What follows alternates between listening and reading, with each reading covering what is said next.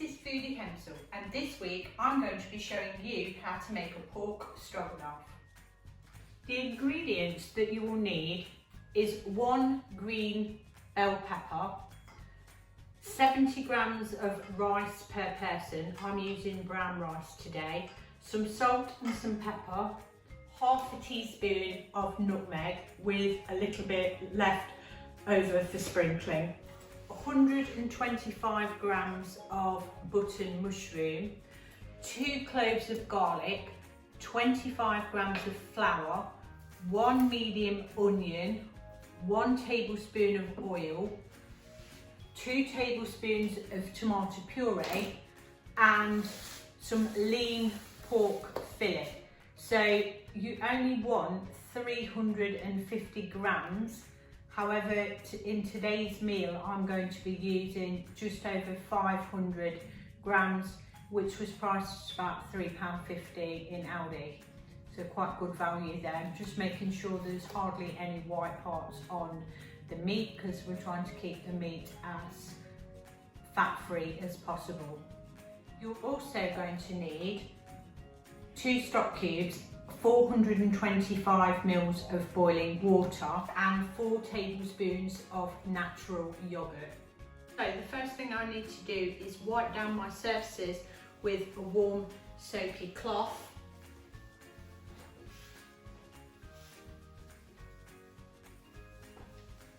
And then spray down your surfaces with an antibacterial spray. If you are going to wipe off the residue, use a clean paper towel to do so.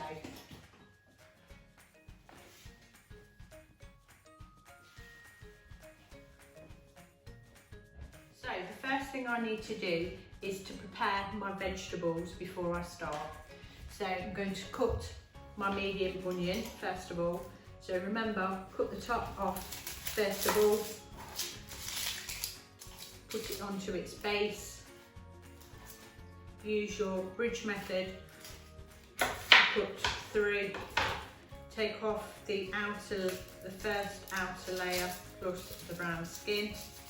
Compost any excess depending on the time of year. Root facing away from you, use your bridge method to make vertical lines close together. Then turn it 90 degrees and do again vertical lines and get as close as you can to the root.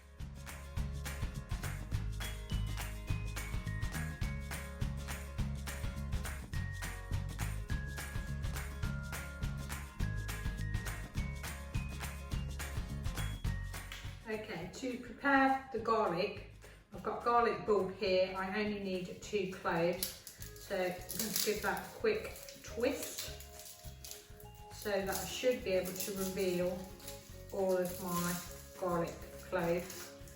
And I only want to take out 2, so using my thumb, just take off the 2 that I need.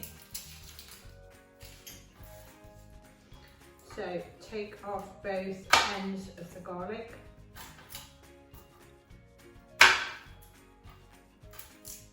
And peel off the outer skin. Then using the garlic crusher, you're going to place your clove of garlic into the garlic crusher and then squeeze. This can be added to your onion because you will be frying your garlic and your onion together.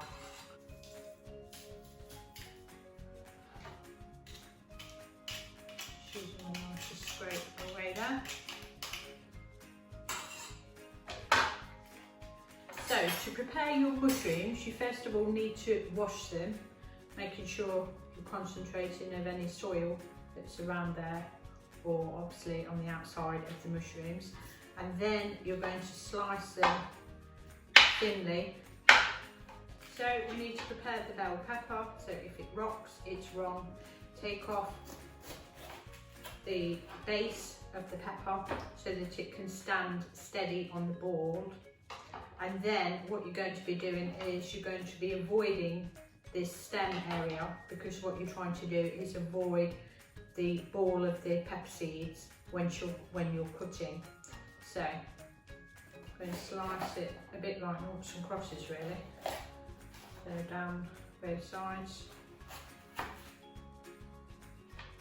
and take off the last area. Any white parts, they can be trimmed off as well. So your pepper now wants to be sliced and diced. So slice it into strips first of all. Depends how big you want it to appear within your meal. It's there as splashes of colour and a little bit of flavour as well.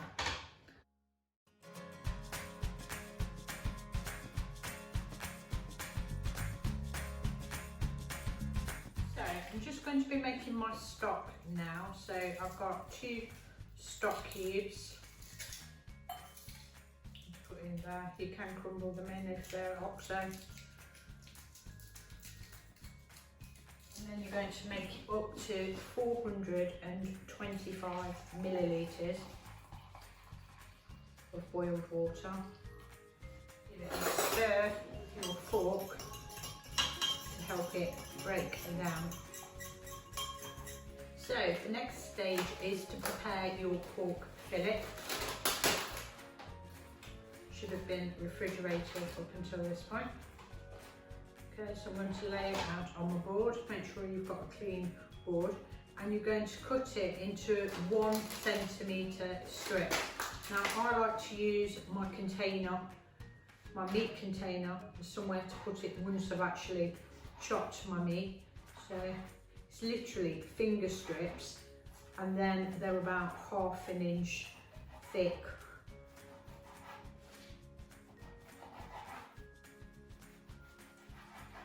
If you're a bit squeamish, you can always use the gloves. Any white areas can be trimmed away. I'm just going to put this meat into there, so I'm ready to use that. And don't forget to wash your hands before and after handling raw meat. Now I forgot to say, this recipe is a really good recipe because not only is it really healthy, but it also only comes in at 233 calories per portion. So if you're on January and you're trying to lose maybe some weight, get yourself trim, excellent recipe for doing this.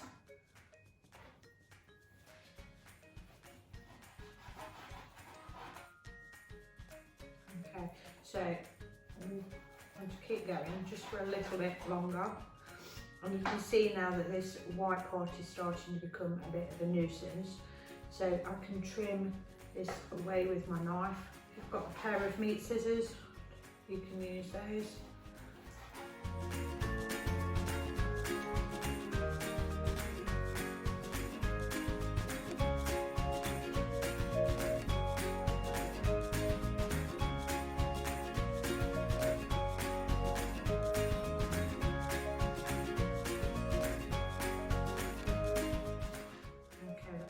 The best I'm going to do. So I'm going to dispose of this meat and then wash my hands.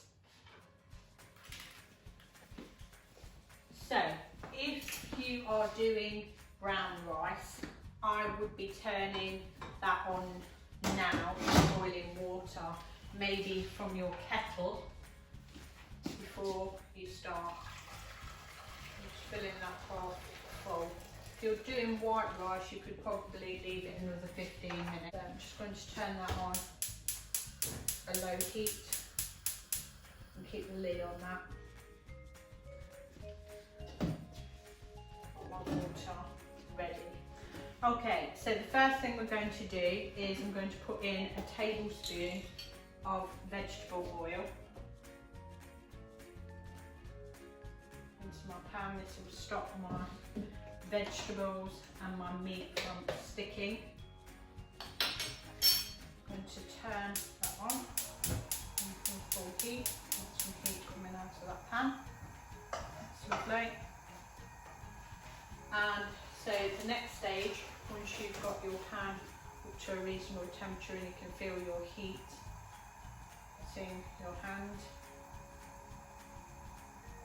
this is the point where I'm going to be adding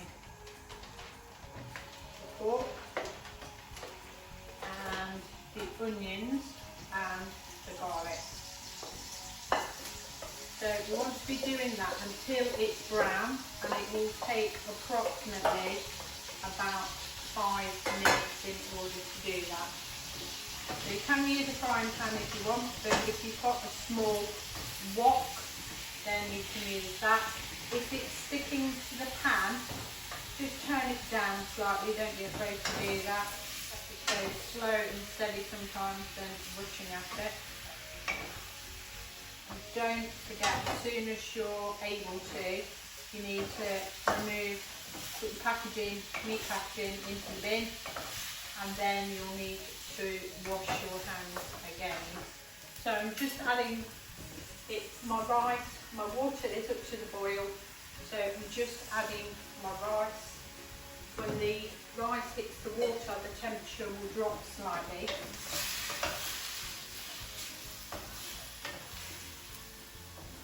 I'm waiting for the brown rice from boiling water to come back up to the boil before reducing it to a simmer and cooking it for approximately 25 to 30 minutes. So let the steam shake.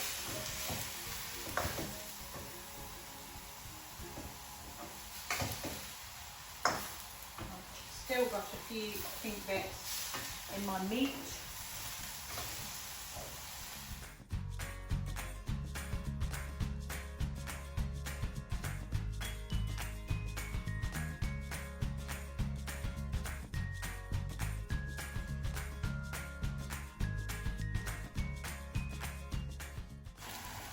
Okay, so I would turn down your heat slightly if you're on high, and then you're going to stir in your flour.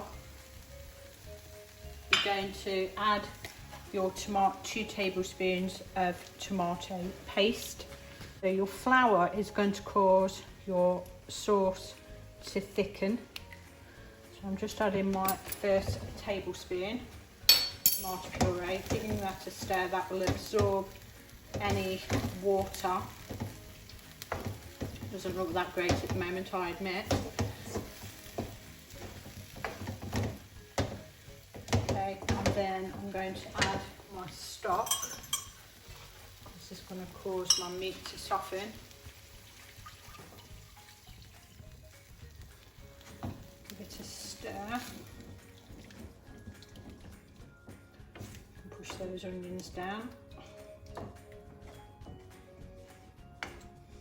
And this is where the magic happens.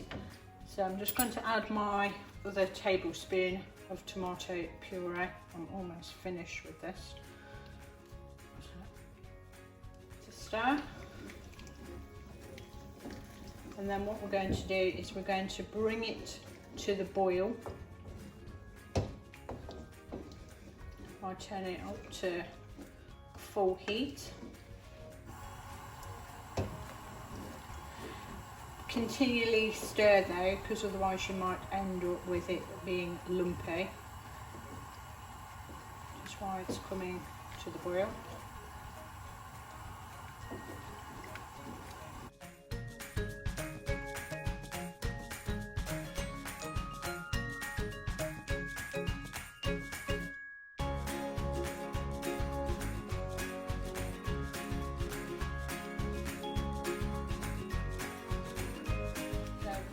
To add the mushrooms and the peppers.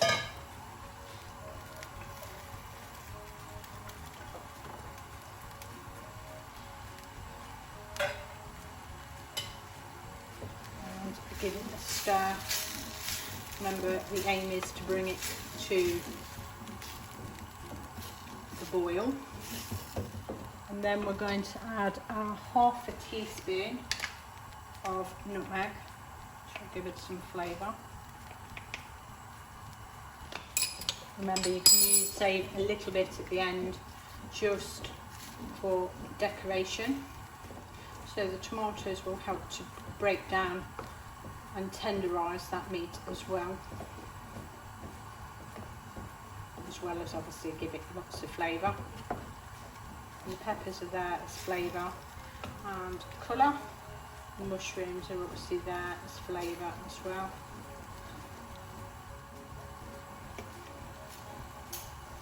So 233 calories, not bad. So add some pepper to season, some salt,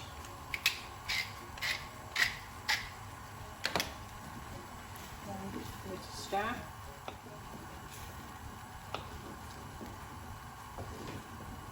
And then as soon as it's reached the boil, which would be rapid bubbling, that's when we can turn it down. So I think we're almost getting there. You'll notice the sauce has thickened up as well. So we're going to turn down the heat and we're going to simmer for 25 minutes. So once it's simmering, we're going to cover and cook for the 25 minutes until the meat is nice and tender. So it's been 25 minutes. Just taken my lid off and I'm going to add my 4 tablespoons of my natural yogurt and save a little bit just for going on the top for decoration at the end. So that's my 4 tablespoons. And give that a stir. Obviously this will bring down the temperature. This is quite creamy looking now. Now if you're thinking at this stage that it's not thick enough, what you could do is add a little bit of corn flour to some water and then add this to your mixture, which will cause it to thicken again. So I'm thinking my sauce is a little bit thin, so I've just added 1 tablespoon of corn flour with a drop of water. You only need a tiny amount, and add that to the pan.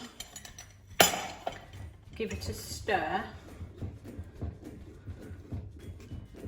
and you should see an instantaneous thickness now, which is lovely. Right, so we're ready to turn this off now, and I need to drain my rice.